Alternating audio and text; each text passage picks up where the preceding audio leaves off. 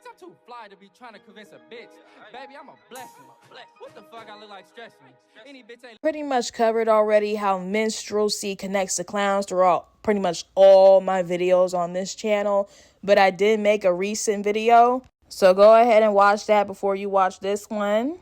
And I also made this, so go ahead and watch those two videos before you watch this. But as we know, minstrelsy already connects to clowns, right? So I'm pretty much going to be referencing this book by Nicholas Sammond. And we're pretty much going to be talking about how he talks about Mickey Mouse, saying that Mickey Mouse isn't like a minstrel. He is a minstrel. In Birth of an Industry, Nicholas Sammond describes how popular early American cartoon characters were derived from blackface minstrelsy. He charged the industrialization of animation in the early 20th century, its representation in the cartoons themselves, and how important blackface minstrels were to that performance. Standing in the frustration of animation workers, cherished cartoon characters such as Mickey Mouse and Felix the Cat were conceived and developed using blackface minstrelsy. Visual and performative conventions, these characters are not like minstrels. They are minstrels. They play out the social, cultural, and political and racial anxieties and desires that link race to the laboring body, just as live minstrel show performers did. Carefully examining how early animation helped to naturalize virulent racial formation, Sammond explores how cartoons used laughter and sentimentality to make those stereotypes seem not only less cruel, but actually pleasurable. Although the visible links between cartoon characters and the minstrel stage faded long ago, Sammond shows how important those links are to thinking about animation then and now, and about how cartoons continue to help to illuminate the central piece of race in American culture and social life. Before we even get to Mickey Mouse's blackface, find this video called Mickey Mouse Melodrama. So it starts in Uncle Tom's cabin. Now, Uncle Tom is a racist stereotype. Uncle Tom's original Tom by Stowe, he was actually like a very strong, muscular, hardworking man. But of course, minstrels changed that into him being a slave. It says the stage Toms represented a major and demeaning departure from the original Uncle Tom. Stowe's Tom was an obedient, loyal, non-complaining slave, but he was not weak or docile. Tom registered Legree. He gave his life rather than help Legree find the two women runaways. Stowe painted a slave with dignity, a slave who dared to pity his master. Throughout the novel, Tom is a venerable and kind. His theology, though simple, is fully developed and consistent. He is a man of principle. So I wanted to make that clear. We're not talking about the original Uncle Tom. We're talking about the Tom that minstrels made.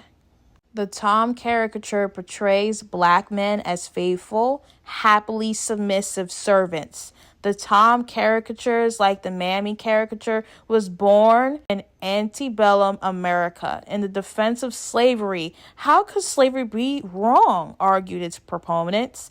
If black servants, males, Toms, and females, Mammies, were contented and loyal, the Tom is presented as a smiling, wide-eyed, dark-skinned server, field worker, cook, butler, porter, or waiter. Unlike the coon, the Tom is portrayed as a dependable worker eager to serve.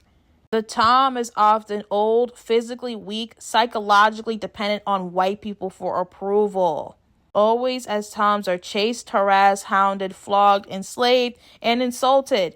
They keep the faith, turn against their white masses, and remain hardy, submissive, stoic, generous, selfless, and oh so very kind.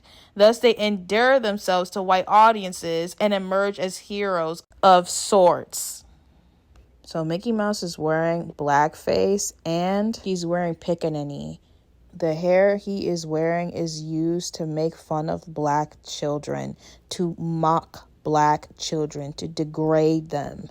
As you can see, he is wearing a wig that's spiky pigtails or tufts sticking out in every direction. and it's supposed to be meant to signify that black children are untamed and lack the civilization of white children. So when Mickey Mouse puts this on, he is signifying the racist stereotype. So like I said, we're going off the point of what Nick Sammond said, that Mickey Mouse isn't like a minstrel, he is a minstrel. There he goes putting on blackface, just like what minstrels would do. Vague notions about whites marginalizing and negatively portraying blacks. The term minstrel show is a general term that we use today to refer to an entertainment form that spanned roughly from the late 1820s to the beginning of the 20th century. White actors took burnt cork makeup, an amalgamation of burnt champagne corks and oil or water, and covered their faces with this black mixture. To make the mask complete, the minstrel would usually apply either white or red makeup to caricature African American features by making mouths, eyes, and noses that were substantially and ridiculously enlarged. In the process of blacking up, these comedians would assume the role of stereotypical African Americans, usually of the plantation slave or the free northern black. Just to bring the point home, drawn on oversized lips, curly unkempt hair, oversized and colorful clothing, white gloves, etc. Jesus. These are staples of anti-black caricatures on and off minstrel stages and clowns. This to me looks like what Nick Sammond was talking about. Mickey Mouse isn't like a minstrel, he is a minstrel, and he's playing the part of being this girl named Topsy that is enslaved and getting whipped by her master. And this shit is literally a fucking play. Minstrels love to mock black people, every single thing about black people, and this is what's going on here. Once again, we got the pickaninny. So as we know that minstrels would wear white gloves, and if it's not obvious enough, Mickey Mouse is wearing white gloves. So if we're going based off of what Nick Sammond said, he isn't like the minstrel. He is a minstrel. There we go. Along with what I read already from the Jim Crow Museum, things I read before. If you don't somehow remember, just look back at what I read. White gloves is also included in playing into the anti-black caricatures. And somehow Disney just gets away with this. Now, Mickey Mouse isn't the only cartoon, of course, that played into this. Bugs Bunny, I did a video on Bugs Bunny and what the fuck kind of fuck shit was going on with that. I will leave that linked in the description. I cover other episodes of racist things that Disney decided to say, oh yeah, this is okay to do, besides the episode of Mammer Jammer, which is this video. Like I said, very controversial things, so go check that out if you're interested in the Mickey Mouse lore. Somehow this just got swept under the rug. No one talks about this. Like, this is not like news all over the place about Mickey Mouse and the creators that decide, you know what, let's make fun of blacks. Like what? This is literally insane. And every time, like every few months when this pops in my head, I'm like, wow. And still no one is really being like, yeah, like, wow, this is some fucked up shit. It's just kind of just under the rug. No one really is like talking about this. There's questions about like, oh, is it racist? Oh, no, it's not. It's okay. It's like, wow. Like, I'm so sorry. I just genuinely I can't wrap my head around it. There is probably a lot of people out there that didn't even know about the pickaninny. Sit there and make fun of black children and put their hair this way to say, oh, they are not as civilized as white children. Now, I'm happy that Disney doesn't do it anymore, but this is just still absolutely unreal to me.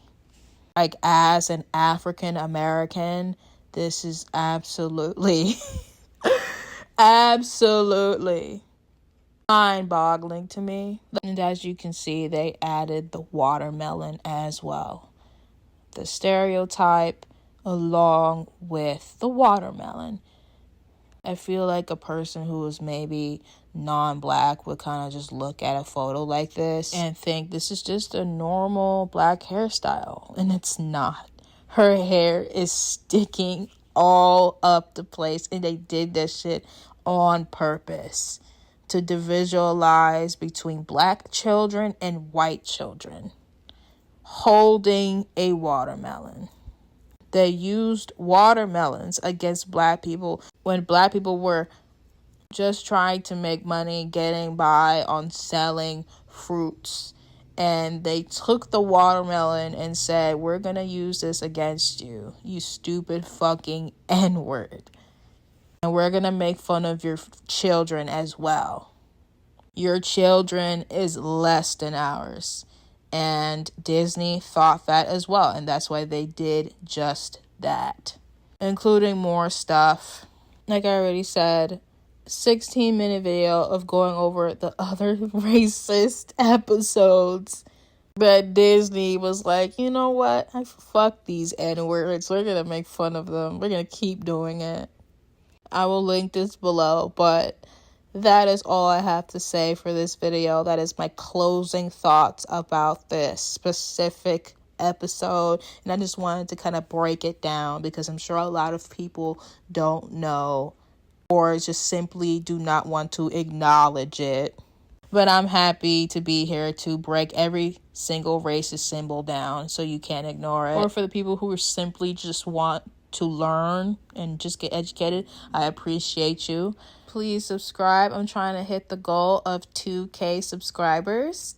And hit the notification bell so you do not miss a video from me. Thank you so much for watching, and I'll see you later. Bye!